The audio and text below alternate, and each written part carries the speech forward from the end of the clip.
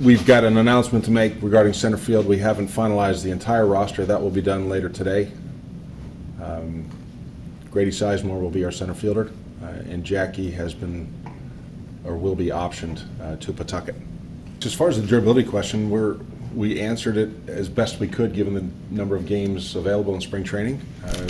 He will still be on a progression in probably the first month of April, where there's a prescribed number of games played, and that's still, there's a progression to that. So to give you an exact number per week, that's probably a little premature to do that, but we're working towards an everyday status.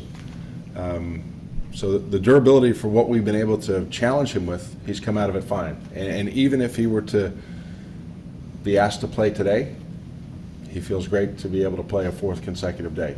However, we're not doing that based on the progression.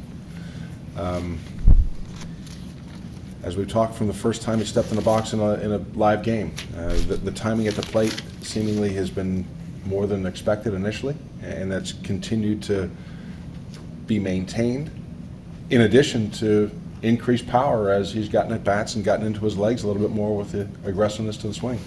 I think you read the body language of a player and the aggressiveness in which they go about their game, whether that's instinctually, whether that's decision making on the base paths.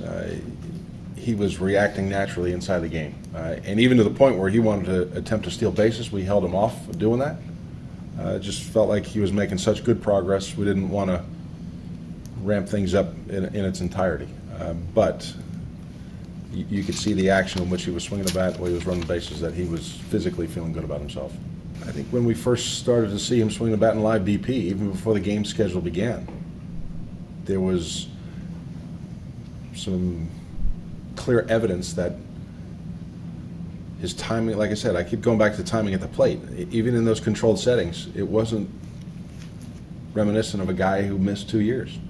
And as the game started, that continued to progress, as did the workload, as did the instincts and the way he plays the game. It was, like I said, it's consistent with what he was prior to injury. But when you see him go first to third, as he did last night, or second to home, there's no hesitation on his turns. He's a powerful runner, and that's the impression he gives you on the base paths, and you see that now.